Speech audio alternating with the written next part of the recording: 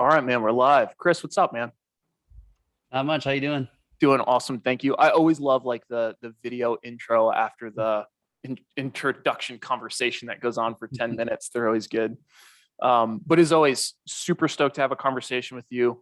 I really enjoy your perspective. We were talking a little bit about that. I think that's one of the funnest parts about having you on the channel is a chance to offer at least my side of the house a completely different perspective on a lot of things, even though I do think that a lot of the basis of where we approach the market is pretty similar. So with that being said, I would love to start with kind of that first conversation we were just talking about, something that my viewers in general are curious about, and rightfully so, is just the idea of inflation. When we first started seeing it happen, it seemed like the Fed was really into it being more transitory, something that's not necessarily going to be super persistent. They didn't want to necessarily have a big hand in it, those kinds of things. But would love to hear, just your general thoughts on it. Don't need to go into any specific detail, on policy or anything like that, but just your thoughts on inflation environment right now, and then more importantly, what it looks like, maybe for the next 6 months. hmm Um, that's that's a really difficult question. First of all, I'm not a macroeconomic expert by any means, but I do listen to a lot of podcasts, and one thing that I've basically the general message that I've picked up from all the conversations that I've looked at is that everyone kind of has their own specific inflation rate. Yep.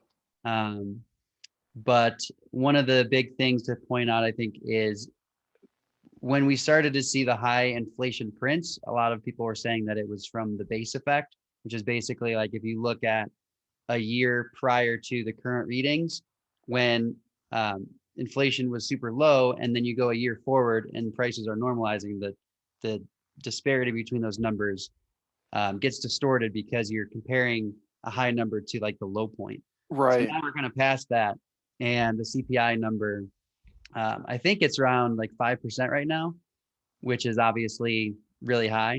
All Yeah. I know generally is um, inflation and the super low rate environment that we have right now basically forces everybody into higher risk positions Right. if you want any chance whatsoever at having a positive return. Right. Uh, so for me, just seeing the higher levels of inflation and even like the fear of higher inflation going forward, that's pushing more people into things like the stock market, real estate, and crypto. I think are like the three big things. I would say gold, but gold is down this year. Yeah. Interestingly, I actually think it's very interesting that gold's down 8% this year, and gold is supposed to be the inflation hedge, right? So like when inflation starts to pick up, gold's supposed to be the asset that everyone turns to protect their purchasing power, right? And gold is actually down this year. So Yeah. It started what at like 1960 something, and now it's like hovering right yeah, around I 18. think I'm looking at GLD right now. So GLD started the year at 180, Okay. 182, and now it's at 168. So if you parked your money in gold, then you're down 8%. But if you parked your money in digital gold, AKA Bitcoin, you're up 100%. So I think a little bit of that could be a rotation out of gold and into Bitcoin. Um, Do you think because they serve the same purpose to people's portfolios? Because, like, at least from my perspective, I would argue they don't. I would argue that they do. Okay. And well, first of all, the reason that Bitcoin is referred to as digital gold is that if you look at the properties of money, Hmm. gold and Bitcoin have very similar properties, except Bitcoin excels in many categories. Like, Right. for example, if we're talking about divisibility, Bitcoin is more divisible because you can divide one Bitcoin 100 million times into the smallest unit, which is called a Satoshi or SAT. And if you actually have physical gold to divide it into super small units, it's just not practical because you basically have to like shave off the gold, which is what everybody Right. says. But like that's not something you're going to want to do.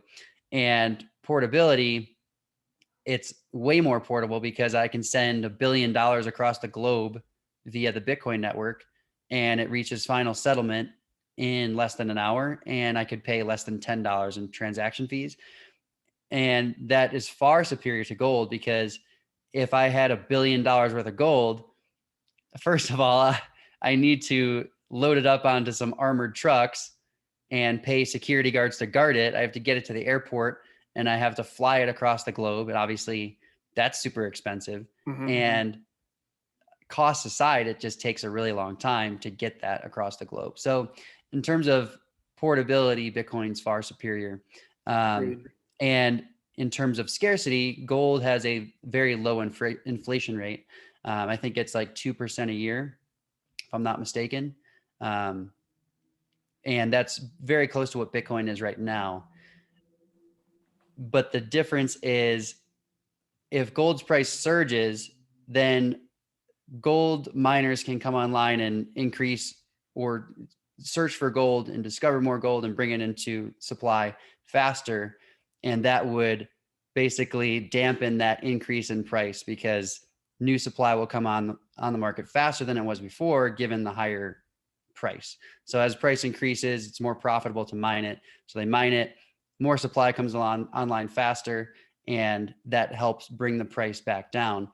With Bitcoin, you don't have any of that mechanic, because no matter what, on average, every 10 minutes, the same amount of Bitcoin comes into the market. So right now it's 6.25 Bitcoin on average every 10 minutes. And if Bitcoin's price doubles, then the difficulty adjustment kicks in, which basically makes it harder to find new blocks of transactions. And that increase in difficulty keeps it so that even though the price doubled, the supply can't increase faster and therefore bring the price back down. But the same is true on the other side. Whereas like if gold's price collapses, then gold miners can shut down, and therefore we have less supply coming online, becomes more scarce, and therefore that helps bring the price back up. So it basically dampens the volatility. Right. Whereas with Bitcoin, there's no assistance if it drops. So if Bitcoin's price goes down 50%, then basically the difficulty is going to drop, and it's going to keep the new issuance of Bitcoin right around 10 minutes on average over the long term. Right. And on the flip side, as I described, if Bitcoin's price doubles, then more miners are going to fire up, and it'll be faster momentarily, but it'll be less than 2 weeks or whatever, because basically every like 2,000 blocks, or approximately every 2 weeks, there is a difficulty adjustment, which basically gauges how fast new blocks are being added to the ledger. And if it's faster than 10 minutes, then the difficulty increases. And if it's slower than 10 minutes, that means it's too hard. So they decrease the difficulty. So Bitcoin has so-called like perfectly inelastic supply, or almost perfectly inelastic, which basically just describes what I have laid out, which is that it doesn't matter if the price increases or decreases, the supply issuance is the same. So yeah, that was a really long tangent, but I think when you look at gold versus Bitcoin, Bitcoin is better on many of the properties of money compared to gold. And I think that's probably why we're seeing gold suffer this year and Bitcoin is taking off, because the future is digital, right? Everything's moving digital. Right. And so now that we have this idea of digital scarcity or digital real estate, why would somebody want to have a gold bar in their house as opposed to just information where you can take around the world with you and you can access your Bitcoin, you can send it anywhere in the world, you can verify it very easily. And yeah, it's finitely scarce too.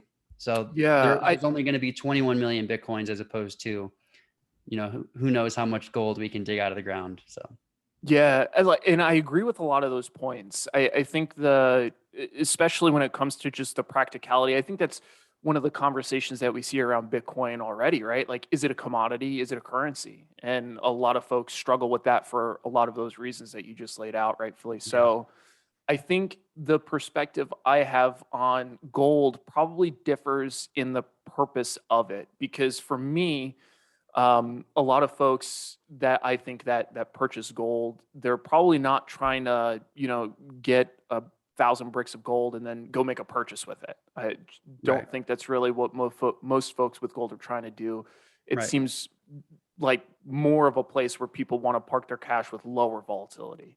And that's really where I see the big divergence between Bitcoin and gold is really derived more from the purpose that it serves in a person's portfolio as compared to anything. Because to me, I look at something, like Bitcoin, which has, what is it, the monthly one standard deviation on it right now is like 11,000 plus or minus, Yeah, susceptible to, it's a very high, it's a high volatility asset. Over right. time, it will become less volatile though, And because it's and still it's a very young asset.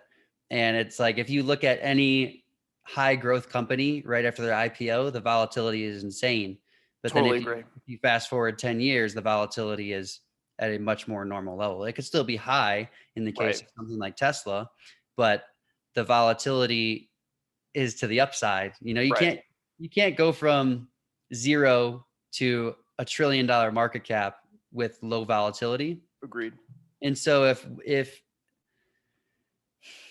if your main goal is capital preservation and you're not interested in growth, you just kind of want to preserve your purchasing power, then you want something with low volatility.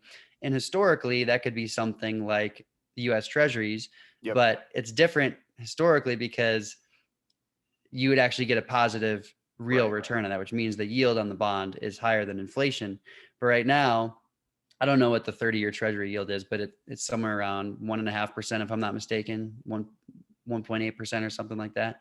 And if you have inflation or like the CPI inflation, if you're going off that number and the yield on a 30-year Treasury is less than 2%, then you're losing more than 3% in purchasing power every year. And that's if Right. you're going off of that CPI number. Yep. But another thing about inflation too, I mentioned earlier, is like everyone has a different form of inflation. Michael Saylor says this a lot in his podcasts.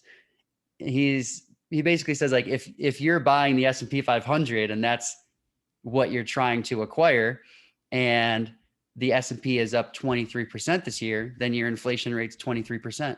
Right. Because if you're holding cash and you just missed out on that 23% increase, well, now you can buy far less of S&P 500 stock than you could before.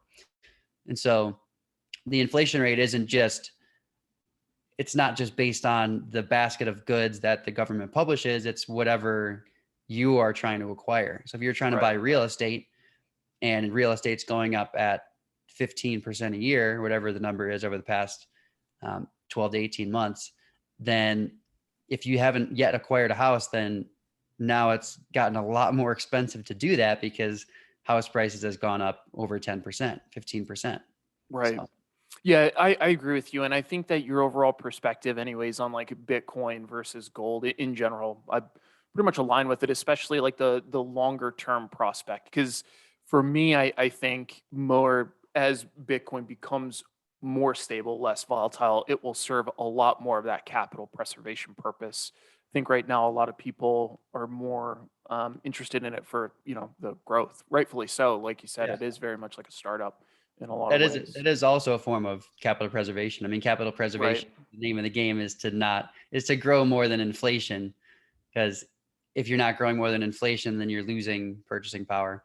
But like we've discussed, if you're sitting in cash and CPI is 5% a year, then you're losing 5% purchasing power a year. If it Right. goes higher than that, and there are countries around the world where they have double or triple digit inflation, if you're in cash, you you're getting annihilated.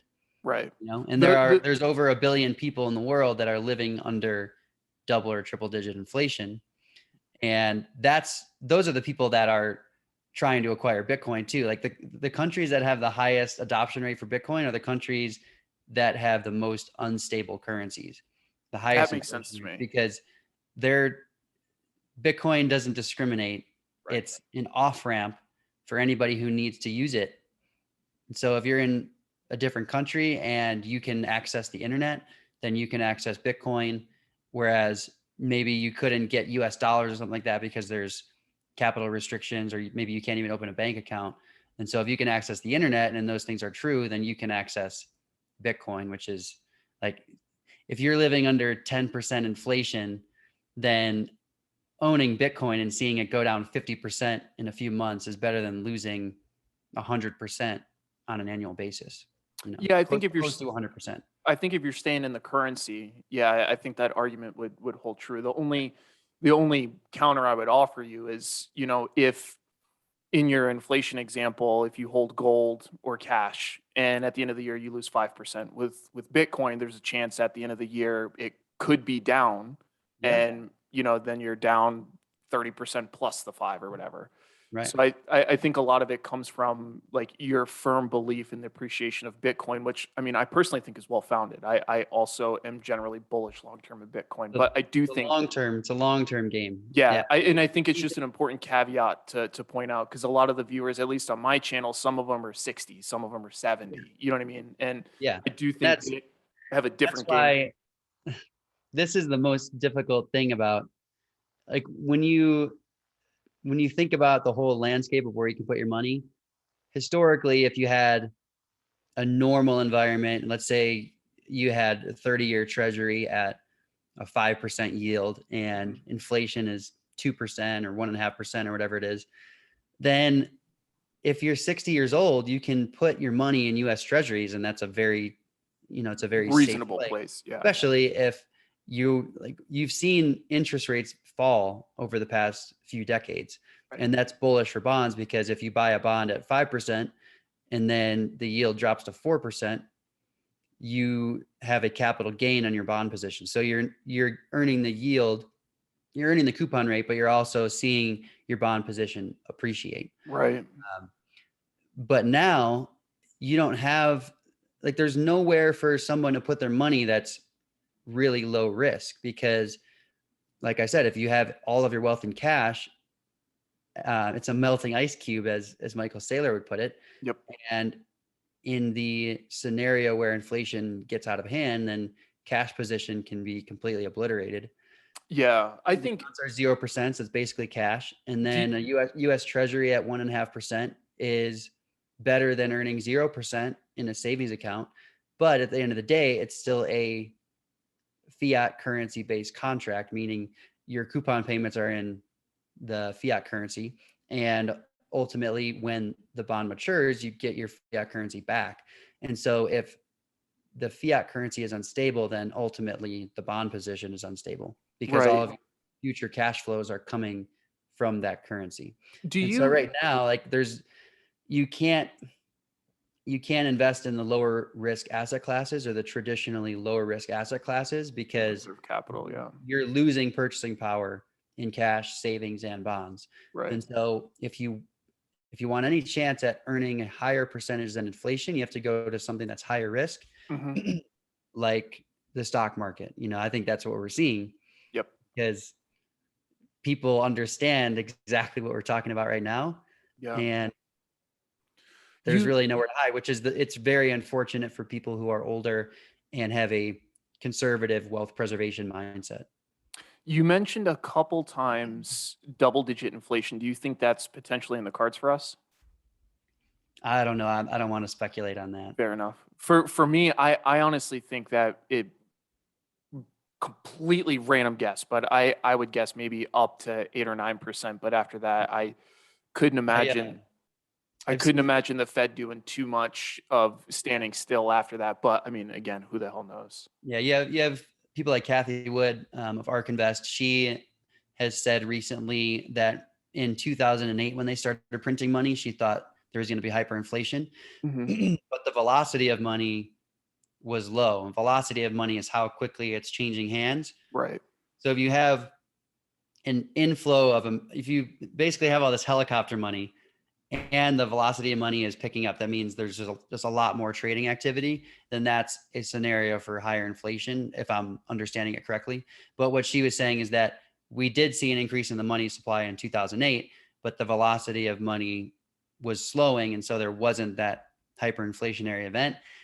And so she has stated that there's a very similar thing going on right now, which is that there's a big increase in the money supply, but the velocity of money is slowing. I haven't personally looked at that stat recently, so I don't know if it's actually like what the trajectory looks like, but that's what she said in a tweet the other day. So That's if I'm interesting. understanding that correctly, that's kind of her line of thinking. But yeah, I have no idea what inflation is going to do. but like just the mere worry of high inflation is enough to make people move their money around. And Yep. I think that's what we're seeing in the higher risk assets. Like the stock market is ripping, real estate's ripping, Bitcoin's ripping. There's nowhere to put your money on the lower risk side of things, which is Right. fortunate, as I've said. Yeah, I agree. I really agree with the overall sentiment, and it does create a very fascinating environment because of, I don't know, even the COVID recovery surprised me in a lot of ways, but just in terms of the influx of money and when it came in to the stock market. But I think that even right now, I've been watching the volume in the e-minis and, you know, just order flow in there, and that is also an interesting benchmark, I think, for, you know, how many people are keeping more money in the markets. Of a similar note, slightly different though, something that some of the viewers were kind of curious about is just, do you foresee any sort of like significant impact on the rest of the earnings cycle given the current inflation environment? I know for my perspective, the reason why I think that's just an interesting discussion is a lot of the folks that we see reporting earnings, Whirlpool, Procter Gamble, stuff like that, they've been talking about essentially raising costs.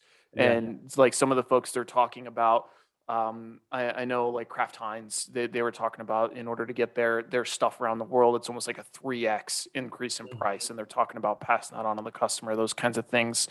Do you think that that's like starting to get baked into the earnings cycle, that essentially inflation is like truly starting to have an impact on a lot of companies as they go through the end of the year?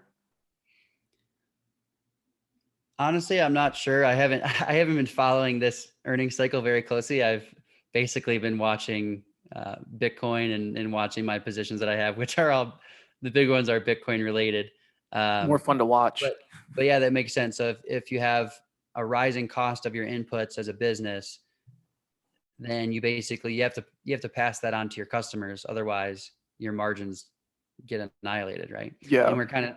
there are people who post on Twitter too, where they'll go and buy, um, they call it shrinkflation, where they'll go and buy paper towels or something like that, and then they'll go back and buy it a couple months later, and basically they'll be paying the same amount, but there will be like a lower number of sheets in the paper towel roll or something like Oh, that. that's funny. I hadn't Like heard of that. they're instead of increasing the price for the same Right. quantity, they're keeping the price the same and decreasing the amount of material that you get. Funny. Um, You're expecting like 160 sheets, and you're like, now you get 158. You're like, yeah, exactly. So yeah, if you're as a business, if your inputs, the cost of your inputs are going up, you have to pass that off to the customer if you want to keep your margins the same. So I think for me, what I've found interesting in it so far is just how pervasive and how topical it is for a lot of different companies. That I always find interesting to see if like there's one industry that's getting hammered really hard for whatever reason, but this seems pretty widespread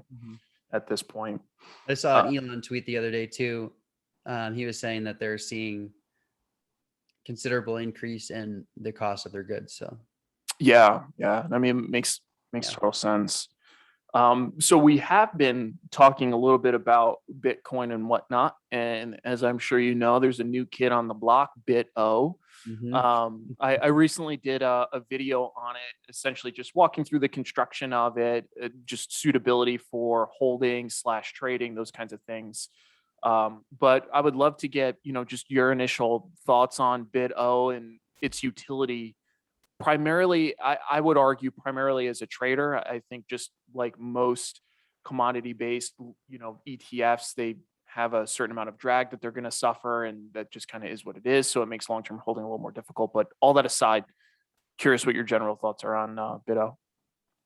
Yeah, I think as a trading vehicle, I think it works. Like if you're in your brokerage account and you have a stock and options trading portfolio and you don't want to go open up an account at a crypto exchange to trade elsewhere and have two separate accounts and you want to keep it all under one roof, then using something like BITO and using it as a trading vehicle, I think is fine.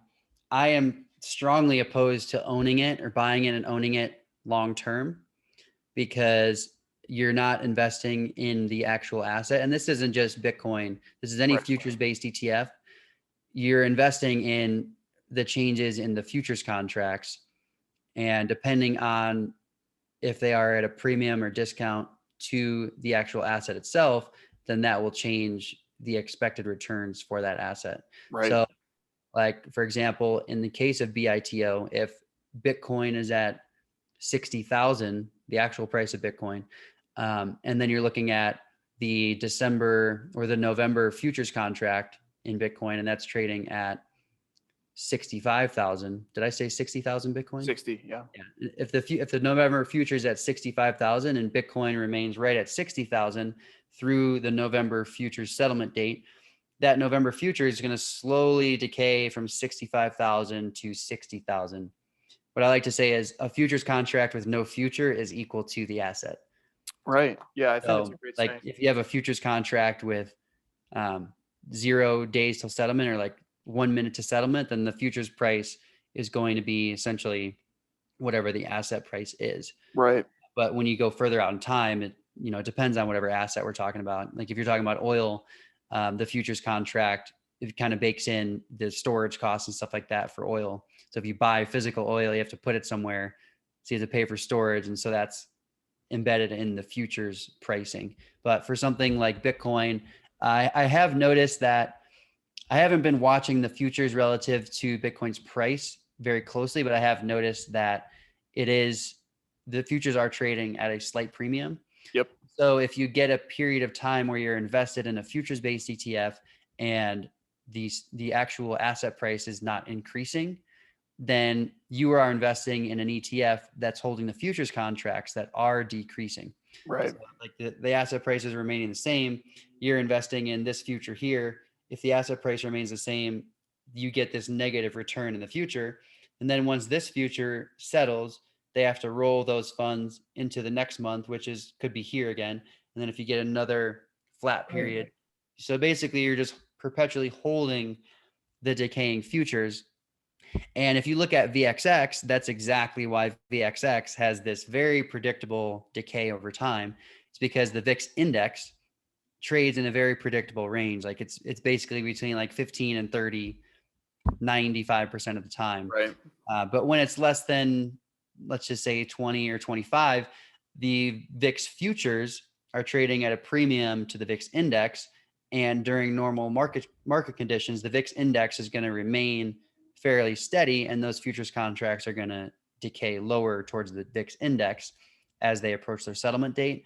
And VXX is tracking the percentage returns in the VIX futures contracts, not the returns in the VIX index.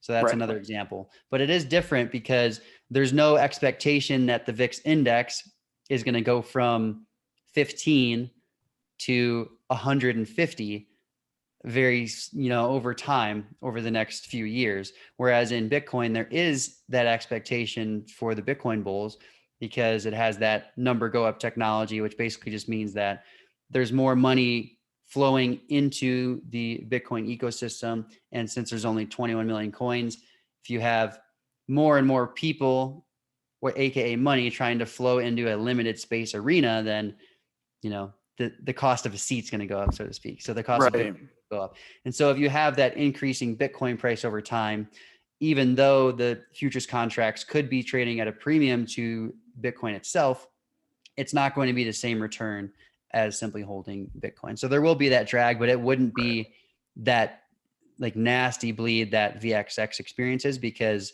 the VIX index is typically trading between 15 and 20, and the VIX futures are always at a premium to the VIX index in that scenario. Right. And go 3, 6, 9 months where the VIX index is relatively neutral. And basically that means that like market volatility, there's not really many severe drawdowns. Market volatility is fairly normal, so to speak. Then you're going to have that constant bleed in VXX. So there are differences. You can't, like, comparing VXX to BITO is not the same, but overall, if you're investing in BITO, just know that it's probably more of a trading vehicle and it's not suitable for long-term holds. And I mean, I think the way that you explain like tracking error and things like that is it really, really helpful, elucidates the point quite a bit. Cause I Mhm. talked quite a bit about just the idea of Bitcoin in general. And like something that I think some folks may not even understand is like tons of people trade Bitcoin itself, but you don't have to cough up the money for one entire Bitcoin if you don't have the capital, Mhm. right? You can trade partials of Bitcoin. So for me, what I think at least is if you're kind of a long-term believer in Bitcoin and you want to trade Bitcoin itself as Bitcoin, something like BitO is a little tricky because it's for on surface level, people think, oh, great, this is how I can get exposure. But it's exactly like you said, it doesn't hold the product at all. And to me, there's no reason not to just go buy Bitcoin if you're so inclined Yeah. to, want to buy Bitcoin long term. Another big thing that I want to say is even if we had a real Bitcoin ETF, I would still oppose buying that unless your only goal is to isolate the investment aspect of Bitcoin. Because if you own a Bitcoin ETF, say you own 100 shares or whatever it is, you own shares of the Bitcoin ETF, like a real Bitcoin ETF. Mm-hmm. You can't use the Bitcoin payment network. You Right. can't actually send that Bitcoin anywhere. And in a scenario where you wanted to like go to a different country or something and like take your Bitcoin with you, you can't use your Bitcoin ETF shares. Right. You're going to need the actual Bitcoin in that case. That's Another a thing that's a is good point. if if the tax treatment of Bitcoin were to change in the future, let's say you bought a Bitcoin ETF, you compare buying a Bitcoin ETF for $100,000 and actual Bitcoin for $100,000, not like per Bitcoin, but like just your investment. Sure. And then both of those positions grow to 200,000. In a scenario where Bitcoin is recognized as currency and you don't have to pay capital gains on any any spending in Bitcoin, then if you own the Bitcoin ETF, you would have to sell the shares to actually, you know, get Use the any money. currency or Yeah. get any money out of that. Whereas in that scenario, I'm not saying this will happen. It's just Sure. something I'm thinking about. In the scenario where you have the gain, but then it starts to be recognized as currency, then you would have that gain, but you wouldn't have to pay capital gains when you spend it. Right. And I actually Maybe think I'm that's a mistaken. There might be some like one-time taxation if they did do something like that. But that's just in my mind when you're investing in an ETF, you're isolating the investment case. And another example, we've been talking about gold. If you buy GLD, you're just isolating the investment aspect of investing in gold, but you don't actually have the gold. You can't use it. right. So I it think just that's a good. depends on like if you see a future where you actually want to use the asset. And I think in Right. Bitcoin's case, there's a higher probability you'd want to use it as payment compared to something like a gold bar. Right. And in that case, owning the ETF is not going to help you there. So I think that's a for me, really it good. kind of defeats the purpose because the purpose of Bitcoin is to remove all third parties from monetary value. And so Right. if you're invested in a Bitcoin ETF, you own shares that are, in your investment portfolio that's held at a central party. So The only thing I would offer to the other side of the discussion, because I totally agree with the ability to like use the currency. I think for me, when I look at things like Bitcoin futures or like a actual like Bitcoin ETF, is I do think that there's an opportunity to leverage the leverage that the marketplace offers you. And I think that there is something to that side of the discussion for kind of commonly trading the product. But yeah, I think in in terms of general, I agree with you that there's a certain utility that comes with being able to buy generally an appreciating currency or whatever we're going to call it, that you can then just use that currency to go right. make a purchase, go buy a Tesla with it or something like that. Like I do think there's a lot of value in that. Yeah, I do think there's going to be a lot of value when we get a real ETF, and it might be GBTC because GBTC right now is a trust and they're filing to convert to an ETF. But from the conversations that I've heard, that might not take or that might not actually go through for a year based on like the earliest estimates that I've heard from people who are much closer to the matter. But once we have a Bitcoin ETF, I suspect that it's going to be highly liquid, very actively traded, and it'll have great option markets. And I think that'll be really good for people who are interested in making options trades. Like right now, one of my biggest positions that I talk about a lot is in Microstrategy. Yep. Because they own like 120,000 Bitcoin, and it's basically a Bitcoin holding company. And so the stock price tracks very closely with Bitcoin movement. So if I buy call options in MicroStrategy, I'm doing that because it's a Bitcoin play, not necessarily a MicroStrategy business play. Is But there a reason? that has added risks because, what if they sell their Bitcoin? Then my play goes out the window and Right. no longer going to track Bitcoin. And I would much rather have that trade on in a Bitcoin ETF, but we don't have one yet. So, Is there a reason why you would play something like MicroStrategy compared to like Bitcoin futures directly? um, yeah, I think it kind of gets back to what we talked about earlier. And my option trades in MicroStrategy are long term, so Got they it. have over a year to expiration. Got it. And if I did that same thing in BITO, I don't even know if they have options yet. Do they? Oh, yeah, They they do. do. Yeah, it's actually funny. Their options got cleared like pretty Oh quick. yeah, they're pretty liquid too. Yeah. So yeah, I could do it in BITO, but like we talked about, if we get a 6-month period where Bitcoin isn't really moving, Right. then BITO is going to decay and my strike price remains fixed. And so the problem with that is if I have a fixed call strike price and BITO is decaying because of the futures, then I need a bigger movement to get back to where it was before, Right. and even bigger movement before my call option is in the money. So That's why that's a that's why I big was problem curious with about BXX too. the futures themselves, like something like the G22s that are 120 days out. What's the appeal for, like what is it, MicroStrategy versus the further dated future? And if I'm understanding correctly, your response is just because it's the longer term play and you don't want to have that tracking error.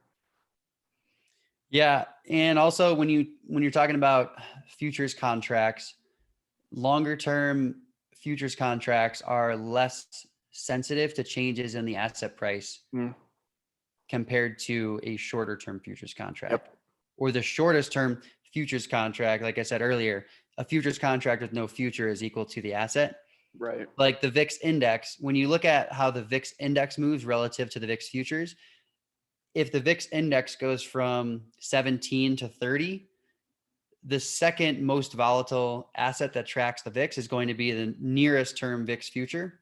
So let's just say the VIX future with 20 days to settlement is going to increase more than a VIX future with 100 days to settlement. That's Right. in the case of the VIX index and VIX futures structure. I'm not sure how it would be in Bitcoin, but I suspect if you had a really big blow off top in Bitcoin, then the longer term futures might be trading at a discount to Bitcoin. Got it. But overall, they would move, like the longer term future would move less than a shorter term future. Right. So that's kind of the problem with one of the mistakes that new options traders make is that they look at the VIX options and if you're in a low volatility environment and the market seems like it's richly valued and you're anticipating a market sell-off, instead of going to the 30-day VIX options, they'll go to like the 180-day VIX options. Right. But what you're doing when you do that is you're not trading the 30-day VIX futures, you're trading options that are tracking the 180-day VIX Right. future. And even if the VIX goes from 17 to 30, that 180-day VIX future might go up like a couple points, but Right. it's You're not not going to gonna. go up nearly as much as that Right. 30-day VIX future. And since the VIX options are tracking those respective futures contracts, you're going to have a much more explosive movement in that shorter term VIX expiration cycle. So, Right. Yeah. Yeah. so, I think that's a great point, and it's so as opposed to just making like trading a 700-day call option in MicroStrategy, the stock price is going to track the actual changes in Bitcoin's price. It's not right. tracking the 700-day futures contract, which is less volatile than the actual asset. Right. That's a really, really good point. I think that's something that I hadn't really considered myself, is just the way that the product is going to move. I need to like, I speak very confidently about that structure in like VIX versus VIX futures, but I need to pay attention to Bitcoin and Bitcoin futures more. Right, because it will I've be barely different. I've only checked the prices occasionally, but I'm fairly confident that that same thing holds true in the Bitcoin futures markets. Like the longer I term agree. will be Yeah, less volatile than the shorter term. So Yep. like the most volatile thing is going to be the actual asset itself, and then the longer term futures are typically way less volatile. And Right. basically, the less time you have, the closer you get to the actual asset itself, the more volatile those futures contracts. Yep. Yeah, I think, yeah, because I mean, I've been trading the Bitcoin futures quite a bit myself, and I think that that's completely accurate. So this leads us to kind of two different ways we can go with the conversation, but I think you were just talking a little bit about some of, your positions in MicroStrategy, what you've been in kind of playing. I feel like that, like everything is Bitcoin related. I just feel, I know some people in my audience get annoyed with the whole Bitcoin thing, but it's like, that's where it's at right now in my mind. And so it's like, Well, I feel annoying sometimes just constantly talking about it. Like almost every topic that we've talked about thus far in this conversation has involved Bitcoin in one way or but another. I think that's fair, because the conversations that we've been talking about, is intimately tied to it. So I think we can offer them an olive branch. And I think for your folks, a good conversation would be, what are some of your favorite strategies so far this year? So I think that even if it's tied to Bitcoin that you've enjoyed trading, I still think you can, discuss a little bit the strategy, and then maybe they'll be a little more chill. Yeah, let's hope. Yeah, I've been using this strategy. My go-to strategy still, and I've used this not just in MicroStrategy, but also in I've got one in Square. Hear that, everybody? Square. I did it in Tesla a bunch. I've got it in Nvidia. So I've been using this strategy basically since the pandemic started and since I stopped shorting the market, which was in like May or June of last year. Okay. Basically the play is to buy call options, long dated call options. So like over a year to expiration, because I'm not confident enough in my directional plays to make like a 2-day, like a 7-day option play. I think the shorter term you go, especially when you get into less than a week, it's very, very close to a slot machine. So But that's where funny that's note where all on that. huge returns are. Funny note on that is, Kind of I'm actually working on a study right now with my audience on price prediction, and we're tying in some like white papers we've read about price prediction and accuracy over time. So I think it's just interesting you mentioned that, because that is like one of the most pervasive hypothesis in pretty much all of the studies, is that you shorten the time frame, people are way less accurate. So really good point. it's like wow, throwback to binary options. I don't know if you remember binary. Yeah, buddy. I'm sure they still exist, but it's a dark corner of the option market. But it's like, do you think SPY is going to be above or below 250 in the next 90 seconds? And just flip a coin. Like, yeah, it's nuts.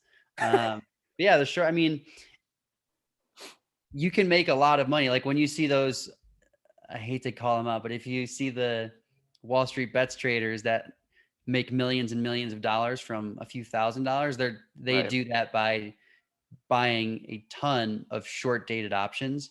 Right. Because when you go shorter term with options, the option contracts are cheaper because the expected stock price movement over a shorter duration is much smaller, and therefore the options are much cheaper. And there's also less time value in the options. You can afford a ton more contracts. Right. And so when you do that, if you're right about a big movement in your favor, you'll have way more leverage by owning 1,000 call options, as opposed to going like 100 days out and owning 10 contracts for the same price. Yeah, I think for a directional you only have 7 days to be right, and then you lose 100%. Whereas like I prefer to go further out and it takes a lot longer to lose all of my money in that aggressively bullish play. Right. So anyways, that's my strategy is I buy long dated call options, typically deep out of the money, depending on which product it was. But I did it successfully in Tesla, NVIDIA, basically tech stocks and MicroStrategy. And then once I initiate the long calls, once the stock price increases, hopefully it does. Like if you're right and it increases substantially, then basically you'll have higher strike call options that'll be trading at or more than the premium you paid for the initial call option. So like for example, if the stock price is 500 and you buy the 750 call option for $10, and then the stock price goes from 500 to 600, now your 750 call option is going to be worth like $20 or $30. I don't know what it is. I'm just spitballing numbers. But that means there's a higher strike contract that will be worth $10. So maybe that's the 800 call option. And so if you buy the 750 call for $10, stock price shoots higher, and now the 800 call is worth $10. You can short the 800 call, right, and create a risk-free spread. And so that's my strategy that I've been doing for the past year or so now. So it starts as pretty much a pretty directional play. Yeah, it starts very directional. Got it. You have to take a big risk initially to get a risk-free trade. Like to make a risk-free trade, you have to take risk first. You have to expose yourself to that loss potential, and then you have to be right about the direction. And then once you have a profitable long naked option, then you can kind of trade around it. And I like that strategy because in my example, let's say, the stock price shot up and now I have this 750, 800 call spread for free. If the stock price goes back down, then I'll have a profit on my short call because if I sold it for $10 at the top and then the stock price trades lower, then maybe now it's trading for $5. I can buy it back for $5, keep that $500 profit. And then if the stock price continues another leg higher, then I'm in a position where I can either resell that one or I can resell at a higher strike. And it gives you a lot of flexibility.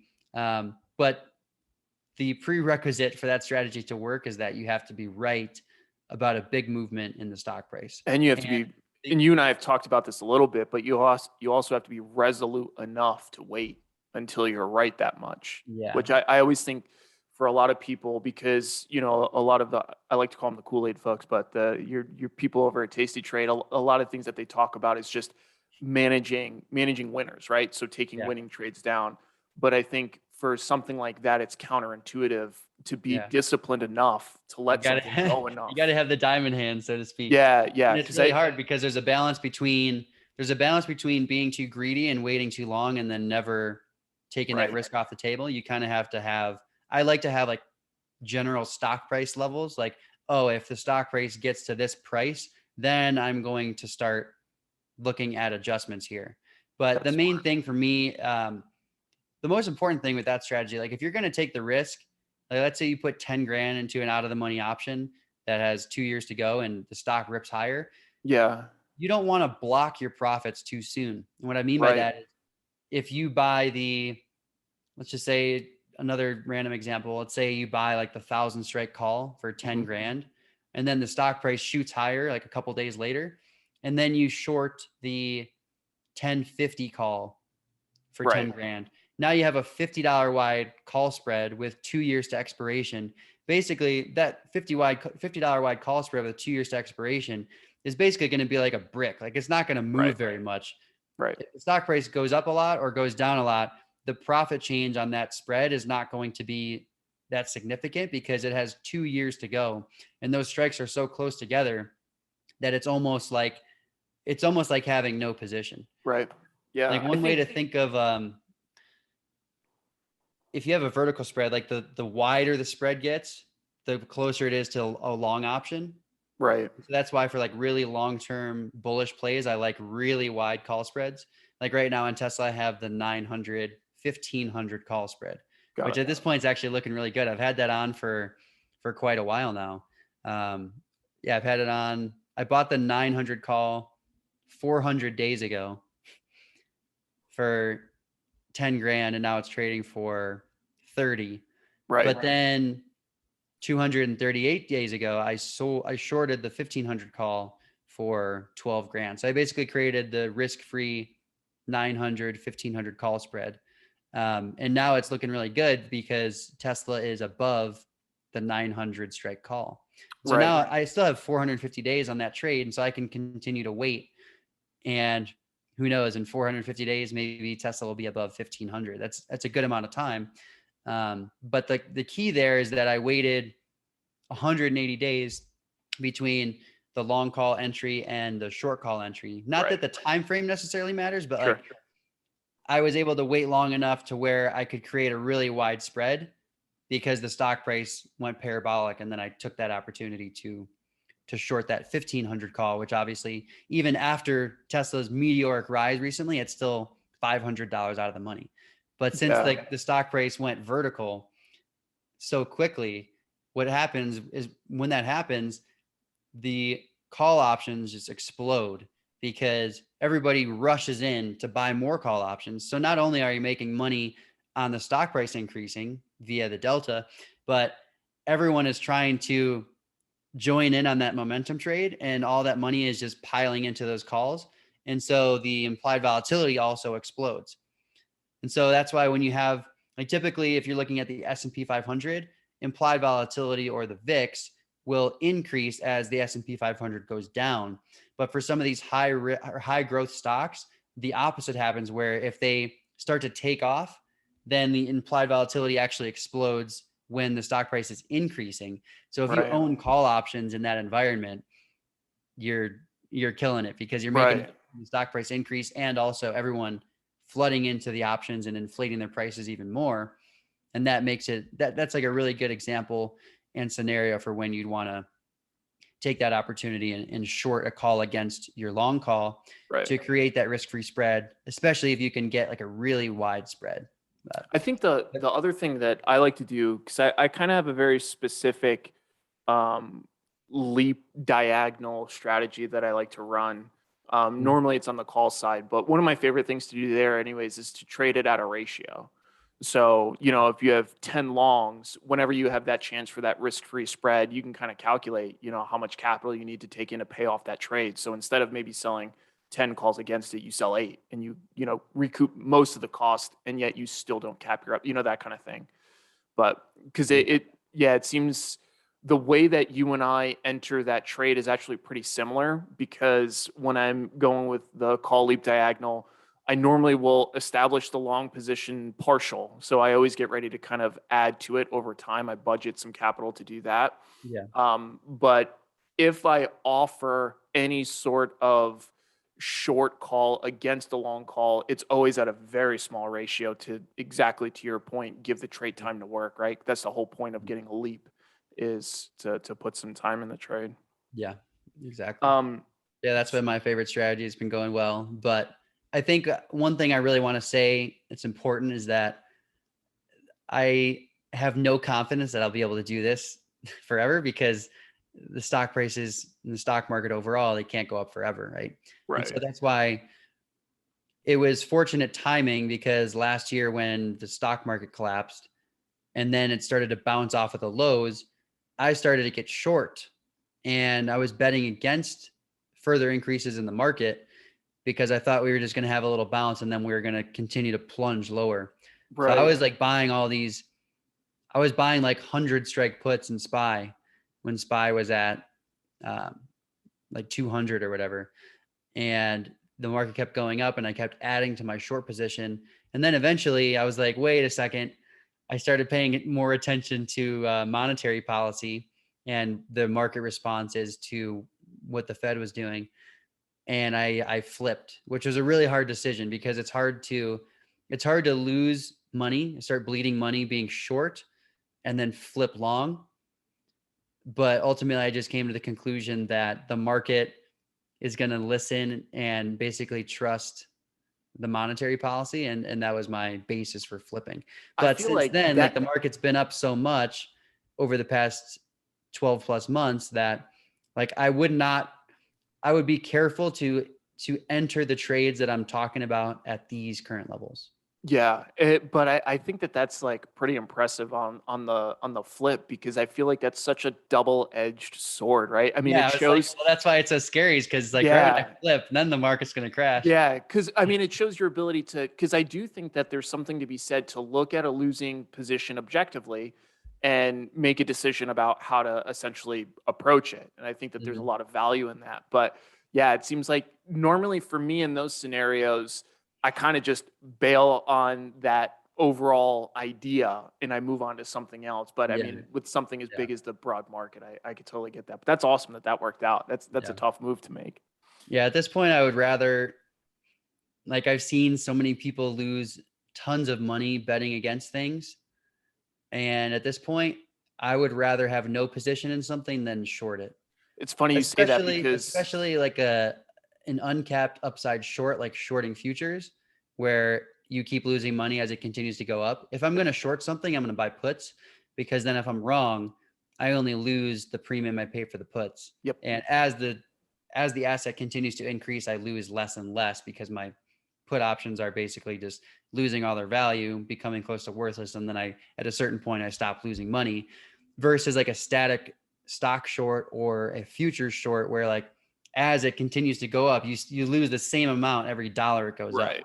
And so Yeah, it's that's actually the beauty, I think, of options, is that if you're going to short something, I would much prefer to use put options. But of course, there are pros and cons, because if you yep. buy put options, you're putting a time limit on it, and if it goes sideways, then you're going to lose money on the puts, versus if you short something and it goes sideways, you're not going to make or lose much money. So, I mean, there's Yeah, obviously and trade-offs, but I would rather not have uncapped upside risk for an asset continuing to increase against me if I'm shorting it. yeah, And for that, I would much rather use a long put total to find I my risk. I totally agree with that, because the other thing is just the cost to carry. If you short stock outright, a lot of place will, you have some sort of daily Mhm. interest that Yeah, you then you owe have or whatever. Yeah. the So borrow cost too. yeah, to me that it generally is a no-brainer to typically use derivatives for those sorts of things. Um, so moving on to the next topic, I think that this is one that your audience was interested in discussing, which is kind of the idea of growing a small trading account. So Mhm. for me, I did a study on my YouTube channel called Small Stacks, where I literally did exactly that. I partitioned off a $5,000 account and I just traded it essentially how I would if I was starting with that now. Mhm. And one of the common themes throughout that conversation is, realistically speaking, if I were to like truly have $5,000 and want to grow that, the first thing I said in all the small stacks videos was I wouldn't trade it. I would simply just put it in some sort of interest bearing account, even if it's a CD, earning something, trying to Yeah. combat inflation like we were talking about earlier, and then paper trading in the meantime. Because while I was going through that study, one of the things I kept saying every time I took a trade is like, well, I don't have enough money to afford this, and I don't want to be too directional because of, X, Y, or Z. And long story short, every single time I was putting on a trade, it was a series of compromises, no matter what. Now I buy this one product. I like to do cash secured puts, which is really difficult, with a small account. And really, the purpose of trading that way in a small account is if you're directionally wrong and you're trading a cash secured put on something that you like, worst case scenario, you end up just owning it and, carrying it going forward. But the downside in a small account is that could be one product and then you're tapped out. Mhm. So there's a ton of trade-offs that go with trading a small account. So for me, my general position is if you have really a small account, I would consider that pretty much anything less than $10,000, $15,000 is like really small in my opinion, Mhm. just to like actively trade. I Yeah. would either not trade and save, or just start buying an index ETF, VOO, SPY, just something like that if you're so inclined. And paper trade while you go to learn. But curious what your approach would be. Yeah, I agree. I think the smaller the account you have, the less flexibility you have. And it's like Yeah. way less flexibility. Like if you have $2,000, that's the bare minimum to open a margin account. And if you basically are limited to low price stocks, because you need to be trading strategies that have low loss potential or small loss potential. But if you're if your loss potential on a trade is $200, that's not a large, that's a very small max loss for an option position to have. Mm-hmm. And even at $200, that's 10% of your account. And if you're talking about a 30 to 60-day play, we're talking about losing 10% of your account in a month or 2 months if it goes against you. Right. And so, yeah, like if you just held $2,000 and you deposit $100 a month, if you can, then that's a risk-free 5% growth. Right. And it's going to be very hard to grow your trading account at 5% per month, especially as a brand new trader. And so I agree with what you're saying is if you have $2,000, it's going to be very difficult. My kind of ballpark number is that you get a lot more flexibility when you get closer to like 10 grand. But then, as you said, like you can't trade actively until you have 25 grand because you have to get past the pattern day trader rules, which is if you have less than $25,000 and you're trading stocks or options, you can only do so many round trip trades. So like enter and exiting a position, you can only do so many of those in a rolling, I think it's 5-day period. Yeah. And if you go over that, then basically your account gets put to closing only for like 60 to 90 days. And the other And then important you're note on stuck. that is it's not even like you don't hit the 25,000 threshold and then you're good. You have to stay above that. Yeah. And I think a lot of people make that mistake where they think, oh, I'm good now, I can start doing this. And then they find themselves in a bad spot. Yeah. But overall, it's interesting because like trading a $20,000 account, you could trade it very similarly to a $200,000 account. Your positions scale up. You just have the same percentage of risk in That each is, position. But that is exactly what I talk about a it's lot, still actually. tricky. I don't want to make any suggestions, but like, I don't know if I was trading in a very small account, I would probably favor longer term, like naked option purchases because I'm trying to get out of that small zone. But at the same time, like if you have $2,000, you can't buy a 700-day call option in Tesla because those are tens of thousands of dollars. Yeah. So you're limited in that regard. So basically you have to trade lower price stocks. One thing could be you could allocate a certain percentage of that to like 2-year leaps in SPY. And so you could buy like the 500 or like 550 calls in SPY with 900 days expiration. I don't even know what those are trading for. Let's check. But that would be a way, like if you're bullish on the stock market overall, then putting your money into a position like that, let's just see, January 2024. They look kind of Like, expensive. You can get out at like a 10 delta.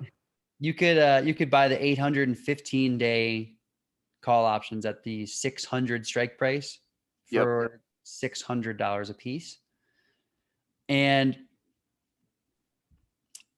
when you do that, one thing I would say is you're not necessarily saying that the stock market's going to go to 600. Right. But basically in between now and let's just say like a few months from now, if SPY goes from 450 to 500 over the next, let's just say 6 to 9 months, like you're going to make money on those call options. Right. And it'll be a much larger percentage return than the percentage increase in SPY. And so I think that's I would like lean towards something like that, but at the same time, I don't want to recommend that people put a large chunk of their account into deep out of the money options. Yeah. And it's funny though, and I think that's why I like these conversations so much because like you could tell how our perspectives on that differ. And I really like your utilization of leverage though, right? Like that's what it comes down to. Like you definitely have a more directional approach in that sense than I would, but the big difference there is you would benefit from leverage. And like, I think there's something to be said. That's actually something my mentor always said. He was funny. Like he was an older dude. And even when I first started trading and working with him a lot around 10 years ago, he was always like 50,000. And I didn't have the patience for that because I was literally in high school when I first started, and I was just like, man, the fucking old guy doesn't know what he's talking about. Fuck that. But then I started to realize like why he said that. But one of the things that he also said very frequently, And I think I've come to realize it more and more over time is just the purpose and almost necessity of leverage to traders if you want to try to outperform the stock market. I find it's very, very difficult to do that without the presence of leverage in some capacity. Because otherwise, Yeah. unless you're really good at picking direction, I'm not. I'm like, I would probably start a paid service if I put on a trade to tell everybody to take the opposite side, because there's a pretty good chance that as soon as I enter, it's going to go against me. Yeah, and that's a good point. So like people ask me, another common question I get is, how do you screen stocks? And I don't screen stocks. So like Yeah. all of my trade ideas, they're at this point in time, my trade ideas are usually tied to fundamentals, especially like if I'm doing a 2-year option play, then that's because I think there's some fundamental reason for that movement to occur. Right. So you have to have some sort of prediction, and a prediction comes from doing whatever research, like whatever realm you're in. Like if you follow the automotive market, and then maybe you have like you have an auto stocks idea or something like that. Or if you follow the debt markets, maybe you have a bond trading idea, but it has to come from somewhere. But I think the only reason that I've had deep conviction in my MicroStrategy play, it's not like I just like picked MicroStrategy in a screener and just said like, oh, I'm going to lever myself Right. to the Right. gills, long options in this stock. It's because my conviction in Bitcoin has stemmed from the last 18 months of spending most of my days and a lot of my working hours like thinking about it in some capacity and listening to podcasts constantly. Like my 80% of my podcast listening is all about Bitcoin. And so like that trade idea didn't come from just like looking at a stock. It came from a deep conviction in this Bitcoin idea. And that's why I have this position on in my portfolio. And I think But like if you don't have a good idea, you don't necessarily have to try to force anything. And I wouldn't. If you don't have any good ideas, then just stick to those static positions, whether that's owning shares of stock or whatever it is. yeah. I think there's Because something I think there's something to that, especially because I think for a lot of folks, well, for people who've been trading like you and I, at least for a while now, you start to build a relationship with different products, and like you kind of, it's not just trying to guess direction based on a chart. And I think that a lot of folks who ask that style question, that's essentially what they're trying to do is just, how can I pick something that's going to go up? yeah, And I think you that can do technical analysis. You can be a technical analyst. I'm not a TA guy. neither am I. Um, I use it. I always say, at least to my folks, I use technical analysis for context, like just to help me understand the current environment for something. There's a lot of tools that I do find useful, but at no point am I under the illusion by my observation of a chart that I can have any predictive capacity over where something will go in the future. yeah, Just, I think that's a yeah. very difficult argument to make. So I feel like I feel like I let my viewers down in that regard too, because I feel like Eh, they want me to have a more active outlook and they want me to have more ideas. But at Same. this day and age, like I see options as a tool. Like if I have a specific scenario where I think they're valuable to use, and I'll use them. But Yep. if not, then I won't use them, and I'll I just think, but I think that that just goes to show again, like just a certain level of authenticity. Because I feel like I literally feel the same exact thing. A lot of folks will say, well, what do you think about X, Y, or Z? And I might have an opinion on like the company itself or whatever, but I could always tell that generally they're trying to see like, do you think it's going to go up or go down? And my answer is literally the same thing my mentor always told me, which is nobody knows. Literally nobody knows. right. So I agree with you though, because I feel like a lot of folks, they enjoy that kind of content because it's almost like when a fighter predicts their fight. Like there's just a certain amount of confidence that goes into that people find, I think, alluring. But I do think it would be a bit disingenuous, at least because I mean, especially with the stock market and how fickle things are, Mm-hmm. it's very, very difficult. Like we were just talking about before, the studies that I've been reviewing and I'm starting to do myself. It's just very difficult for people to predict direction, and we know that favorably. Some people convey it with a ton of conviction, even in The study that I'm doing now, I'll ask folks, in the Google form, like how confident they are. And some folks literally go all the way up as high as I have on the confidence scale, like supremely confident. Mhm. And it exists. Some people are very, very convicted. Um, but you bring in another really good point, something that you brought up earlier in our discussion is just the utility of options and different ways that we can use them. And I think something that one of or some of your folks have expressed interest in a discussion on is just ways to hedge a portfolio with options. And I actually find that to be a really fun conversation because I think for me, I very rarely have a lot of long stock or just long equity positions that are outright that I would be wanting to hedge with derivatives. So when I think about that question, to me, it's like just a really interesting scenario to view from because the vast majority of my trading is derivatives, and the vast majority of my trading is generally realized short term. I do have some long term positions, Mhm. but most of those are super speculative, and I personally not hedging them. You know what I mean? Like if they work, they work. If they don't, they don't. But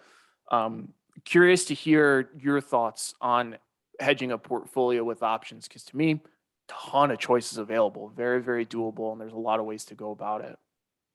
So the clear choices for me would be um, using a broad index Mm, as kind of the vehicle. So an example would be like if you're trying to hedge against a market decline, and you go to SPY and you buy the puts there. But then the discussion of like what expiration and what strike you buy, like there's an unlimited combo of things and yeah, they all have their it pros becomes a and cost cons. benefit analysis. The big thing is you want to buy insurance when you don't need it. Yep. And so like right now the VIX is at 17, which means things aren't too expensive. But if you don't buy insurance now in the form of SPY puts, and Right. then let's say the market starts declining and now the VIX is at 25, if you are trying to buy SPY puts when the VIX is at 25, you're going to pay way more premium than you would have if you would have hedged right now at the VIX at 17. Right. So like an analogy would be you don't want to buy fire insurance on your house when it's burning down Right. because you're going to pay basically the total value of your house for insurance because it's burning down as we speak. But if it's fine, everything's good, then you can buy a fire insurance policy and you're going to pay significantly less than the value of your home. And Yeah. hopefully nothing happens, but you buy it when you don't need it because that's when it's cheapest. So in terms of hedging, it gets really expensive if you're trying to add the hedge when things start to move against you. You Yeah. kind of have to put them in place before anything bad happens. And accept them as a Yeah. cost of doing business. Yeah. Second thing is like if you have a perpetual hedge, I don't think that's a good strategy because it's going to be expensive regardless, and Yep. it's just going to eat into your returns. It's just drag. And Yeah. if you need a perpetual hedge, then you probably should just have lower position size overall. I that right there is exactly what my mentor always hit on was in general, like for me, the only time I hedge, like no shit, is if I have a big futures position on that if it goes wrong, it literally will blow me up. And in those scenarios, I always have some sort of hedge on and just accept the cost. But that's exactly Mhm. what he always said. The primary hedge is risk management. And what he means by that is exactly what you just said, which is Yeah. controlling how much risk you offer. Another thing I was going to say, slipped my mind. Oh, sorry. Um, what was I going to say? Another thing, I don't know if this is next in line in my thoughts, but another thing is if you have a portfolio of let's say 10 positions and two of the positions take up like 70% of the size, Right. like for example, in my portfolio, in the main one, um, Microstrategy is $170,000, and the next biggest position is Square at 50,000. Right. So I don't need if I'm trying to reduce risk in my portfolio.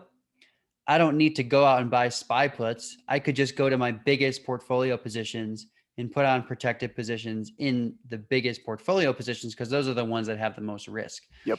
Also, if you have a profitable position, for example, like if you you buy shares of stock for $100 and it goes up to 150 over a certain period of time, now you have a big profit on that stock position.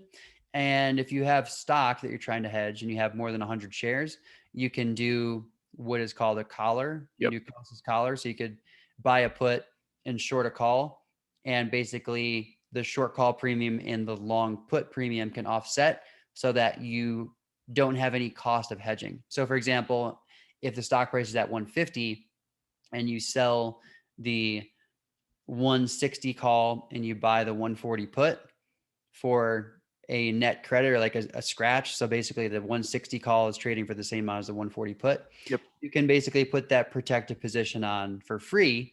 Doesn't add any risk to your portfolio. It actually reduces it, but you don't have to pay for that protection. But what you get there is you'll limit your upside on the Right. shares above 160, and you'll guarantee that you can sell them at 140.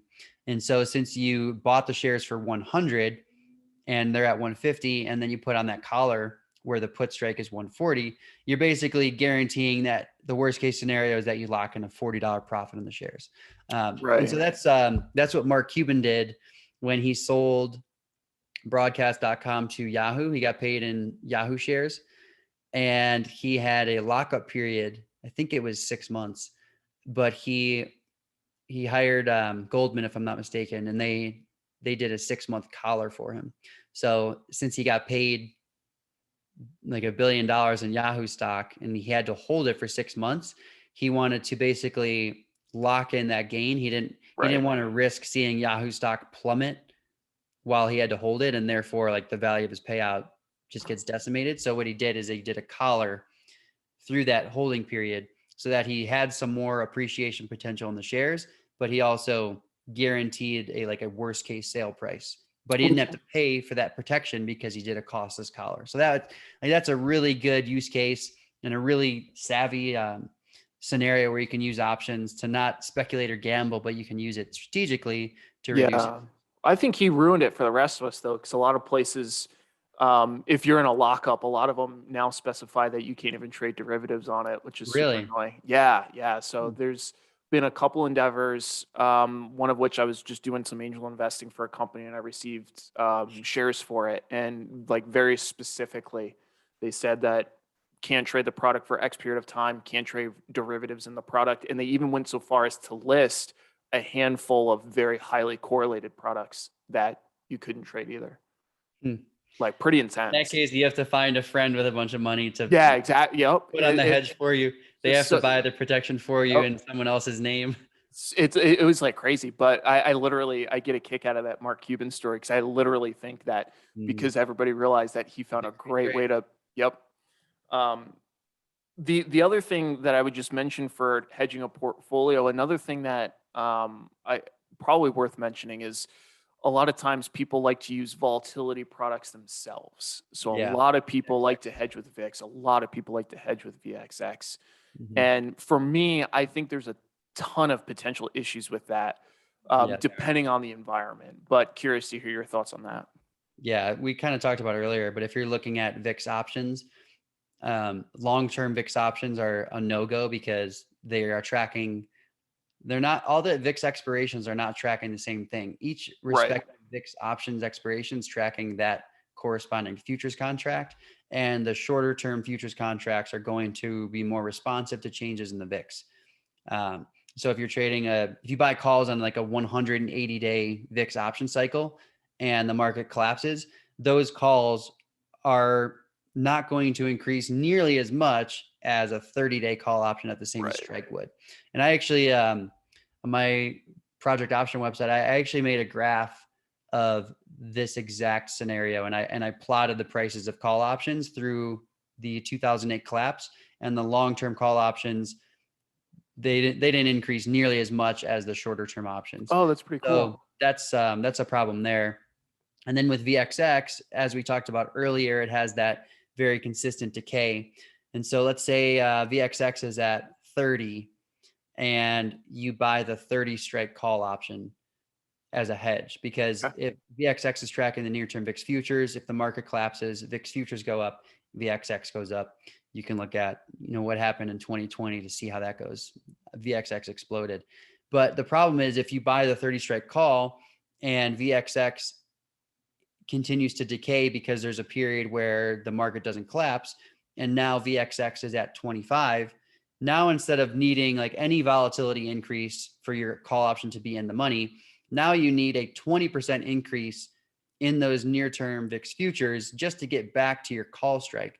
Right. So as time goes on and as VXX decays, you need a larger and larger volatility increase to get back to your call strike or above it. Because in the case of VXX, it tracks the daily percentage changes of the near-term VIX futures. And so it's not even just like holding those futures contracts like BITO, it's tracking like the daily percentage changes. So the closing value of VXX compounds based on the daily percentage changes of the futures. So as the dollar value of VXX gets lower, you need a higher percentage change in the near-term VIX futures for that lower dollar amount to get back to your call strike. Right. So I don't know if that makes sense, but there's like a mathematical decay Yep. to it. The lower VXX gets relative to your call strike, the higher the volatility spike needs to be to get back to your call strike or above it. Right. And so if you're going to use VXX to combat that, instead of doing a longer term VXX call, like 30 or 60 days, you could do a much shorter term call option. So like maybe like a 7-day. And then every time they expire, you can roll that call strike down. Right. And Stay more sensitive to it. reset it so that it stays closer to the actual VXX price itself. But again, it's going to be a very costly trade to put on. So, and like you said, especially, and that's like, I always think the dichotomy of hedging where, you don't want to hedge perpetually because it's expensive, but then you also don't want to hedge when your house is on fire. So it's a bit of a nuanced discussion, I think, when it goes to effective portfolio hedging. But I think for me, it comes down like the most effective way is just risk management in terms of what you're offering the market. It's the most effective. And, but to your point, I think that there are some reasonable ways to do it with derivatives for a period of time. my preferable ways are number one, look at your largest positions and go into those. Yep. And number two, hedge in ways that is not, it's not costly. So an example would be like my call strategy. Yep. In Microstrategy, if I have those long calls and then the stock price rips higher, shorting those higher strike calls is a way of hedging because I collect premium into my account. And basically, if I create those risk-free spreads, then I take all the risk off the table, but I'm not paying any money out of my account to get that protection. I'm basically I'm collecting premium by creating a spread, and it's reducing my overall delta exposure and also resetting my cost overall. It's reducing the cost of my position because if I pay 10 grand for that first call option and then later and the stock price is higher, I collect 10 grand to short a higher strike call. Now I have a risk-free position, and that's a way to hedge my portfolio risk, because then if both of those options expire worthless, I don't lose anything. Whereas if I didn't put on that hedge and now the stock price is below my initial long call, well, then I lose the 10 grand. Right. So that's a way of hedging, but it's not like a hedge where I'm buying puts, which is just a pure expense. Right. Yeah. Yeah. I think that's one of the fun discussions about hedging, or really options in general. It's just a very fluid environment where you can, like you said, you can approach positions, you can approach portfolio, you can use correlations. Yeah. I think that that's a really fun way of looking at it. So we've obviously been chatting for a minute. There is kind of one other question that I want to make sure that we get to, and it's just talking about trading in lower implied volatility environments. Like I was telling you about before, that's something that one of my viewers mentioned, that you were talking about. I'm not exactly sure the context, so I don't want to frame it any other way since it's your words. But essentially, I would be curious from my perspective just to understand like what the fuck they're talking about, just in terms of like what's the context behind that, and then also how do you arrive at that kind of thought process? The context around it is there's a camp of people who they like high volatility trading. So they they like shorting options when volatility is high, because when volatility is high, then you get higher or more expensive option prices, and then you short the more expensive options. And ideally, you see a decrease in market volatility, or the increase in volatility actually allows you to sell options that are further out of the money. Right. So you're hoping that you don't have swings that exceed those strike prices. So the thought process is that you're selling more expensive options, and therefore that's good, because selling more expensive options is better than selling less expensive options. And I argue against it because option prices scale with realized volatility. Mm-hmm. So if you have a 15 VIX and you're shorting options, and then you go to a 30 VIX and you're shorting options, you're going to have much more expensive options that you're selling in the 30 VIX environment, but you don't have the same level of realized volatility. If you had the same level of realized volatility, meaning like the actual fluctuations in the market, and you compare to 15 to 30 VIX, then yes, it would be better to short the more expensive options given the same amount of market volatility. But that's not how it works, because realized volatility and implied volatility, aka option prices, they move in lockstep. And there's a chart that I made that was basically a scatter plot that looked at realized volatility in the S&P and the VIX index, and basically it's like a perfectly correlated line. It's the best. It's my favorite chart I've ever made, for sure, analyzed, because it very clearly shows that as realized volatility goes up, so as the market starts to fluctuate more, option prices get more expensive, because with larger price swings in the underlying asset, then there's a larger expected potential value for an option. Because if you have an at the money option with a $5 expected move versus a at the money option with a $15 expected move, that $15 expected move means that that at the money option has the potential to be worth a lot more than in the lower volatility scenario. And so the option prices, aka implied volatility, they're the same exact thing. Implied volatility comes from option prices. So like option prices increase with market volatility. And the other thing that it comes from is, there's a book, I think it's called Volatility Trading by Yuan Sinclair. I don't know if I'm saying his name right, but he basically did an in-depth study that showed selling options in lower implied volatility environments had a higher expectancy than shorting options in higher and higher volatility environments. And actually, that surprises me. He showed that the more extreme the volatility gets, there's actually like negative expectancy. And it's not expectancy, but volatility risk premium is what he's talking about. So basically, in like lower volatility environments, when the markets are calm, even though you're selling cheaper options, they had more of an edge that you captured, versus when the market was much more volatile and you were shorting more expensive options, and actually it like flipped negative. So like, that's interesting. In the times where you had hyper market volatility and you shorted options, there was actually like a loss expectancy. You have to read the book to get to the actual numbers, because it's been a while since I read it, but that was the gist of it.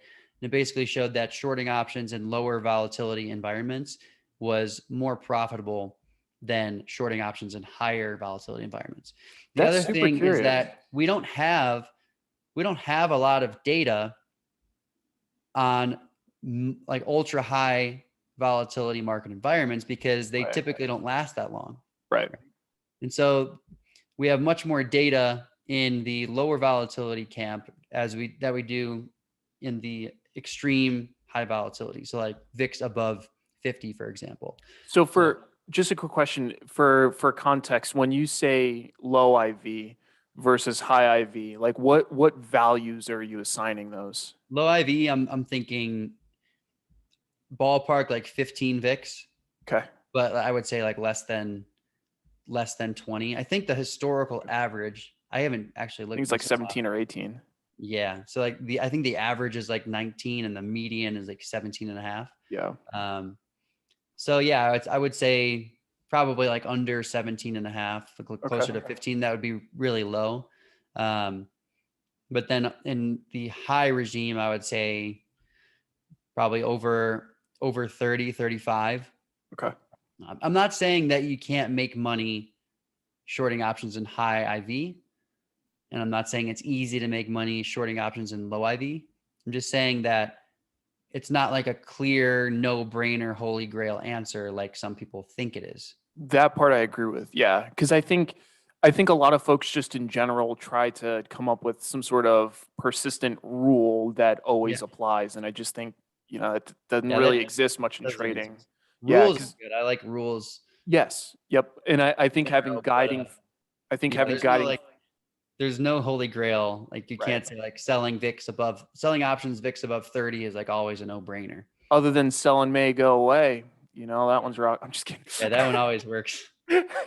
But yeah, no, I really do agree with the points that you raise. I think some of the things that I think about would be just the overstatement of volatility and how that changes in different volatility levels. I think that's an important integration of the conversation. And then the other thing that I do think is worth mentioning, because I do sell a lot of premium, um, is just the risk that we're exposed to. Because if you sell implied volatility, well, really, if you sell premium in a low implied volatility environment, one, you have the same directional risk, but then you also have the volatility risk Yeah. in terms of the Yeah, expansion of hurting the course. position. So I think exactly like you said, it really, for me at least, it's very environment dependent. And I also agree with kind of the range that you give, because I do think that once implied volatility in general or volatility in general exceeds a certain level, it does become a bit more of a crapshoot. And Yeah. really in the same That's camp all I'm as you, saying. yeah, in the same camp as you, one of the things that I think a lot of people forsake, they're like, sell premium when it's high volatility. Like, oh, I'm making all this money, all this money. And the thing that I always kind of let people know, it's like there's a reason for that, because the expected moves are that much larger at this point in time. So it's not like you're just making more money. And I feel like a lot of people just feel that way arbitrarily. Uh, Getting back to the house example, it's like you can make a lot of money selling fire insurance when there's no fires. You can just collect the premiums. That's low IV. Yeah, But then if you're selling the premiums at low IV and then the house burns down, then you have a big payout and you're on the hook. right. So you have to control the risk. But then on the other hand, like if you're selling fire insurance on a house that's burning down, like that doesn't seem like a good idea in a lot of cases, because basically you're betting that you can put out the fire faster than the damages can accrue to the premium that you sold Right. that policy for.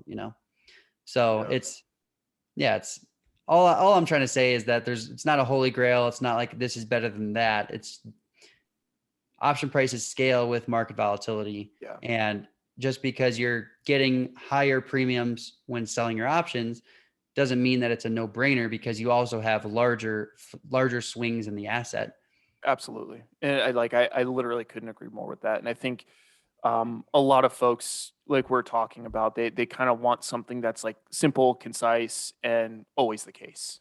And unfortunately, other than just buying an index ETF or something like that and coming back in 20 years, it's all a crapshoot. Mm-hmm. Well, I definitely just really enjoyed the conversation. I don't want to take much more of your time. I know Yeah, that, that's a good one. But yeah, yeah, I gotta go here soon. I gotta yeah. eat dinner and wind down. Yeah, for sure, man. So, I mean, would love to do, another one in the future as always. I think the conversations at least are just really candid. I get a lot of value out of talking with somebody from a different perspective. That's most of the fun in Yeah, it's these for fun. me. So, yeah, so thanks for hanging out for a bit, and definitely Of looking course, forward to connecting again. for All right, sure. take care, brother. See ya. Yeah, you too.